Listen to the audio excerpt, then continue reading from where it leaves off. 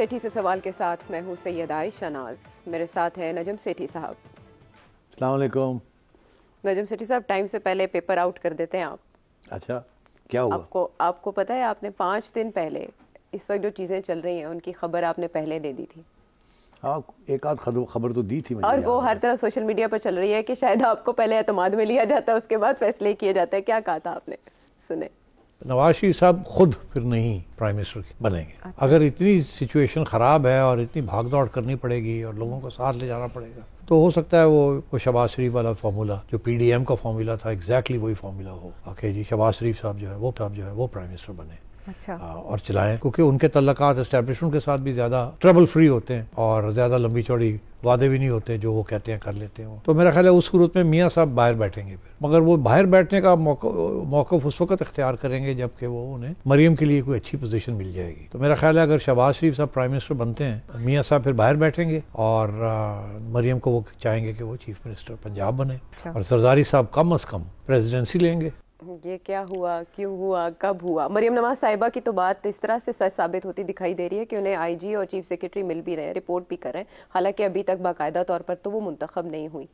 یہ as it is آپ کو پتہ کیسے چلا حرف بحرف؟ نہیں, کچھ باتیں پتہ چل جاتی ہیں, کچھ باتیں ہوا میں ہوتی ہیں, تھوڑا بہت گیس کرنا پڑتا ہے, انالیسس کرنا پڑتا ہے. اچھا, اس بیان کے اندر ایک تھوڑی سی تبدیلی ہو گئی ہے. اچھا. ہاں, میں چاہوں گا کہ اس کا بھی تھوڑا میں ذکر کر دوں. اس میں نے کہا ہے کہ نواز شریف صاحب باہر بیٹھیں گے, شہباز شریف صاحب پرائم منسٹر بنیں گے, اور مریم جو ہیں وہ سی ایم بنیں گے. میں نے کہا زرداری صاحب چاہیں گے کہ وہ پریزیڈنسی لیں. جی. اچھا, اب بات یہ, زرداری صاحب چاہیں گے تو ضرور, اور میرا خیال ہے نواز شریف صاحب اور شہباز شریف کو کوئی تکلیف نہیں ہوگی. مگر سوال یہ ہے کہ کیا زرداری صاحب پریزیڈنسی میں اسٹیبلشمنٹ کو ایکسیپٹیبل ہے کہ نہیں ہے, اس کے اوپر ہم نے بات نہیں کی تھی. اچھا. اور اس کے اوپر میرا خیال ہے تھوڑا سا اشارہ مجھے کر دینا چاہیے اس وقت. وہ یہ ہے کہ ایسے ہوا کہ زرداری صاحب نے کسی کو ایک فون کیا. اچھا. اور ان سے پوچھا آپ کا کیا خیال ہے کہ ہمیں کیا کرنا چاہیے وغیرہ وغیرہ, کس کو کیا بننا چاہیے. تو گفتگو کے دوران زرداری صاحب نے اپنے ایک خیال کا اظہار کیا کہ دیکھیں, ہمیں شہباز شریف ایکسیپٹیبل نہیں ہے ایز پرائم منسٹر. ہمیں بلاول اور میرا ہمارا دونوں کا ایک ہی اوپینین ہے کہ نواز شریف کو پرائم منسٹر بننا چاہیے.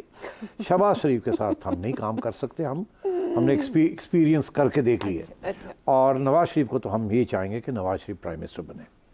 جب یہ مجھے خبر پہنچی چڑیا کی کہ انہوں نے ایسی بات کہی ہے, تو میں نے پوچھا یہ بات ٹیلی فون کے اوپر ہوئی یا یہ بات آمنے سامنے ہوئی؟ انہوں نے کہا نہیں, ٹیلی فون کے اوپر ہوئی.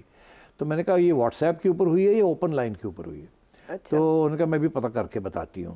چڑیا واپس خبر لے کے آئی, اوپن لائن پہ بات ہوئی ہے. تو میں نے کہا پھر یہ جو بات ہے نا کہ نواز شریف صاحب کو ہم چاہتے ہیں اور شہباز شریف صاحب کو نہیں چاہتے, یہ زرداری صاحب پیغام کہیں اور پہ دینا چاہ رہے ہیں, جو کہ اوپن لائنز کے اوپر بیٹھے ہوئے ہیں اور سن رہے ہیں ساری باتیں.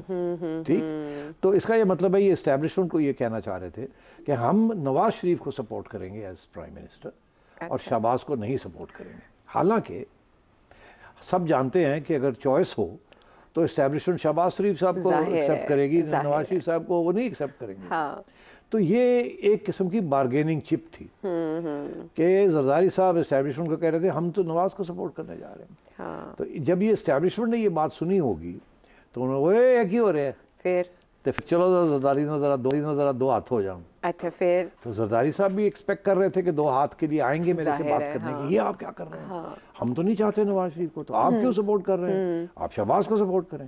تو پھر زرداری صاحب نے کہنا تھا دیکھیں نا ہم نے تو بڑا کام کیا ہے شہباز کے ساتھ, اور وہ یہ نہیں ہے وہ نہیں ہے, یہ باتیں کرتا ہے, نواز شریف کو ہم ٹرسٹ کرتے ہیں وغیرہ وغیرہ. اچھا. اپنا موقف پیش کیا. انہوں نے کہا نہیں دیکھیں نا ہمارے پرابلمس ہیں, تو ہم تو نہیں چاہیں گے, ہم تو یہی چاہیں گے کہ شہباز شریف. تو پھر زرداری صاحب نے کہا اچھا چلو ٹھیک ہے, اگر آپ کہتے ہیں تو پھر ہم شہباز کو سپورٹ کر دیتے ہیں, لیکن پھر مجھے کیا ملے گا. ایسی ہی بارگیننگ ہوتی ہے, ڈرامہ کر کے دوسرے کو بلایا جاتا ہے, پھر وہ آ کے یہ کہتا ہے, پھر آپ کہتے ہیں اچھا اگر آپ انسسٹ کرتے ہیں, ہمارا تو خیال برعکس تھا اس کے, مگر اگر آپ انسسٹ کرتے ہیں تو چلو ٹھیک ہے, تو پھر ہمیں کیا ملے گا. بالکل. تو انہوں نے پھر یہ اپنی پریزیڈنسی کی بھی بات کی ہوگی. اچھا. اب مجھے ایک چڑیا بھاگ دوڑ کر رہی ہے, کبھی ادھر جاتی ہے کبھی ادھر جاتی ہے. وہ کہہ رہی ہے کہ اسٹیبلشمنٹ نہیں چاہتی کہ زرداری صاحب پریزیڈنٹ بنے. اچھا ویسے آپ نے تو کہا تھا تعاون بھی کر لیتے ہیں. تعاون بھی کر لیتے ہیں, سب کچھ کر لیتے ہیں, مگر آگے جو حالات بننے جا رہے ہیں اس میں اسٹیبلشمنٹ 2-3 ایسے عہدے ہیں جو کہ وہ اپنے ہاتھ میں رکھنا چاہیں گے, تاکہ اگر گیم کسی وقت بھی سلپ کر رہی ہو سیاستدانوں کی وجہ سے اور ان کی سازشوں کی وجہ سے اور ان کی جو میک اور میک بریک یہ وہ جوڑ توڑ چلتے رہتے ہیں, وہ 2-3 ایسی پوزیشنز ہیں جو اپنے ہاتھ میں رکھنا چاہتے ہیں. کون سی؟ ایک فائنانس, اچھا, اور ایک پریزیڈنسی. اوکے. ان دونوں میں سے وہ دونوں اپنے ہاتھ میں رکھنا چاہتے ہیں. اچھا. کیونکہ جو IMF کا پروگرام ہے اور جو SIFC ہے, یہ سارے جو ہیں یہ سارا فائنانس کے ساتھ تعلق ہے اس کا, اور اس کے اندر آپ کو پتہ ہی ہے کون لوگ بیٹھے ہوئے ہیں, اور وہ چاہیں گے کہ اسی چیز کو چلایا جائے آگے. دوسرا یہ کہ پریزیڈنسی کے اندر ان کا جو ایکسپیرینس ہوا ہے ود عارف علوی اور باقی بھی, کہ وہ کچھ بات مان جاتے ہیں, کچھ بات نہیں مانتے, کچھ کبھی ادھر گیم کھیلتے ہیں ادھر گیم. آفٹر آل پریزیڈنسی میں ابھی بھی بہت سے پاورز ہیں ڈیلینگ کے اینڈ کچھ کال کرنے کے, ڈیلینگ کے, and so on and so forth. تو میرا خیال ہے کہ اسٹیبلشمنٹ ابھی بھی یہ چاہے گی کہ زرداری صاحب جو ہیں ان کو پریزیڈنسی میں مت لایا جائے اور ان کو کہیں اور اپنے آپ کو اکوموڈیٹ کریں, مگر پریزیڈنسی میں وہ چاہیں گے جیسے انہوں نے کاکڑ صاحب کو اٹھا کے کہیں سے لگا دیا نگران وزیر اعظم.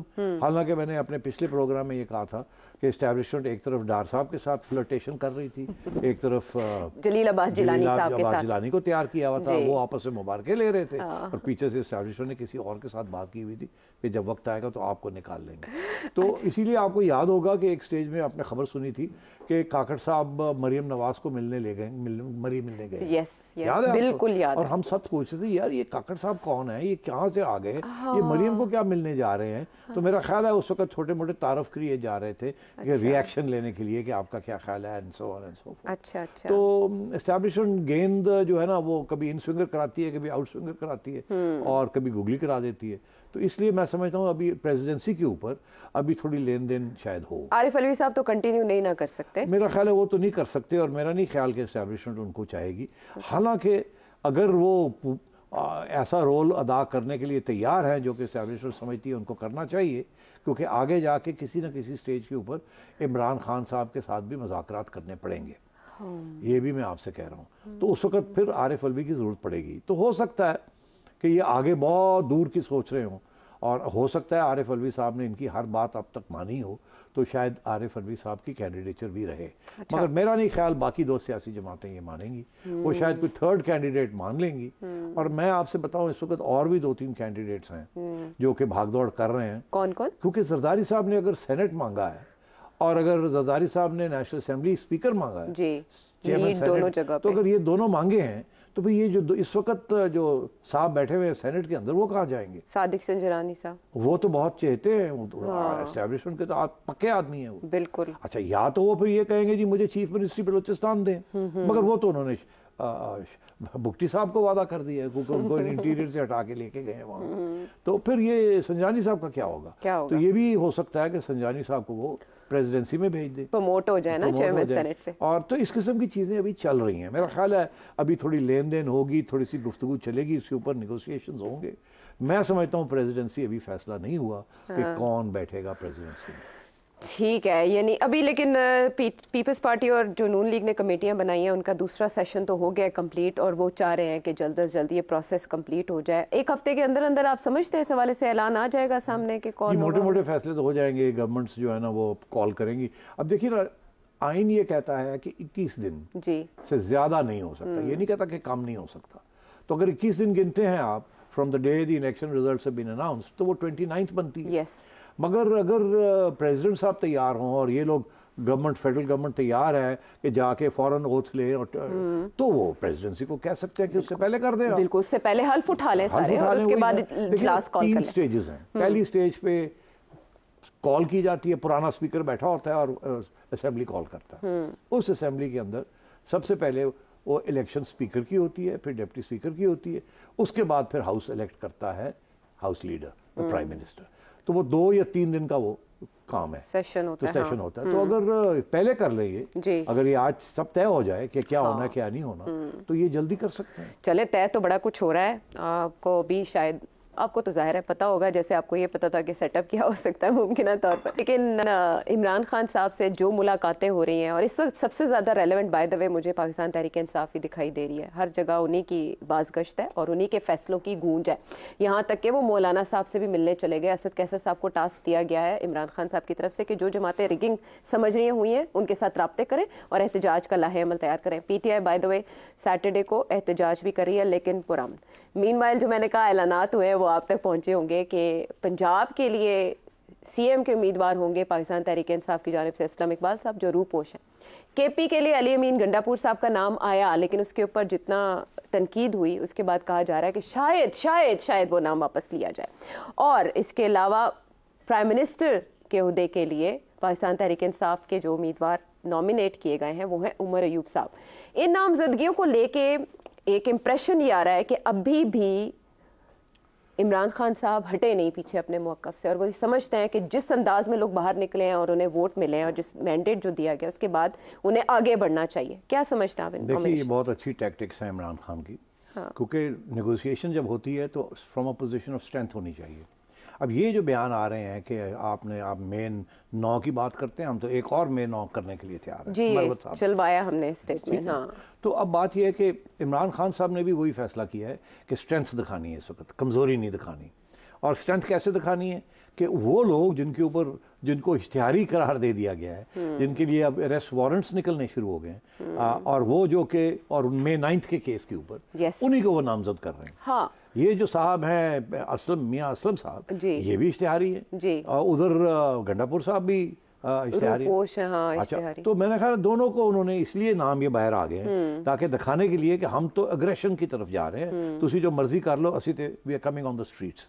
اور اس کے ساتھ ساتھ ابھی جو آپ نے ذکر کیا کہ خان صاحب کی طرف سے یہ کیسر صاحب کو کہا گیا کہ جائیں یہ سب سیاسی جماعتوں سے بات کریں جو احتجاج کرنا چاہ رہی ہے آن دا کوسچن آف ریگڈ الیکشن۔ اب مولانا نے بھی یہ کہہ دیا کہ جی ہم احتجاج کریں گے، ٹھیک ہے جی۔ اور تو میں یہ سمجھتا ہوں کہ یہ کوئی الائنس نہیں ہے، یہ صرف پریشر ٹیکٹکس ہیں، اسٹیبلشمنٹ کے اوپر پریشر ٹیکٹکس ہیں عمران خان کے، کہ جتنے لوگ زیادہ باہر نکلیں اتنا بہتر ہے تاکہ ان کی پوزیشن سٹرونگ ہو، اور وہ جو جن لوگوں کو یہ گرفتار کرنے جا رہے ہیں وغیرہ وغیرہ، یہ تھوڑا سا ان کو سمجھ آئے کہ اگر زیادہ آپ اس قسم کی کارروائی کریں گے تو پھر ہماری طرف سے بھی جو رد عمل ہوگا وہ بڑا اگریسو ہوگا۔ اور اس لیے وہ لوگ جو کہ بیان بازی کر رہے ہیں وہ ہاکس ہیں سارے پی ٹی آئی کے، یہ نہیں کہ وہ اچھے ایڈمنسٹریٹرز بن سکتے ہیں، سب کو پتا ہے کہ گنڈا پور صاحب کس قسم کے چیف منسٹر ہوں گے۔ تو میں سمجھتا ہوں دیز آر آل ٹیکٹکس، کہ جی کسی طریقے سے کوئی اسپیس ملے، اسٹیبلشمنٹ پیچھے ہٹے، کوئی کمٹمنٹ کرے تو پھر شاید چینج کر لیا جائے، ایسے لوگ لائے جائیں جو کہ قبول ہوں۔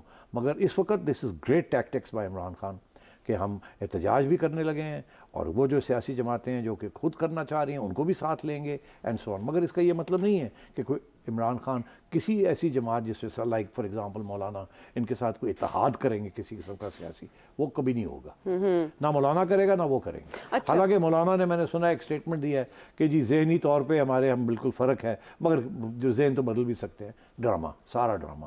سوال ہی پیدا نہیں ہوتا کہ مولانا جو ہیں اس وقت عمران خان کے ساتھ کوئی ہاتھ ملا لے، بیکاز ان کا سارا بیانیہ جو اڑ جائے گا، اور خان صاحب کا بھی سارا بیانیہ اڑ جائے گا۔ ٹھیک ہے، لیکن ایسے لگ رہا ہے کہ مولانا جن خیالات کا اظہار کریں، ایسے لگ رہا ہے کہ وہ اور عمران خان صاحب ایک پیج پہ ہیں ود رسپیکٹ ٹو اسٹیبلشمنٹ سے جو ان کی ریزرویشنز ہیں۔ کل کو آپ کو لگتا ہے کہ کوئی تحریک شروع ہوتی ہے تو یہ دونوں ایک کنٹینر پر ہو سکتے ہیں؟ نہیں، میں نہیں سمجھتا ایک کنٹینر پہ ہو سکتے ہیں۔ دیکھیے مولانا بھی بڑے پریشان ہیں، غصے میں ہیں کہ ان کے ساتھ ہاتھ ہو گیا۔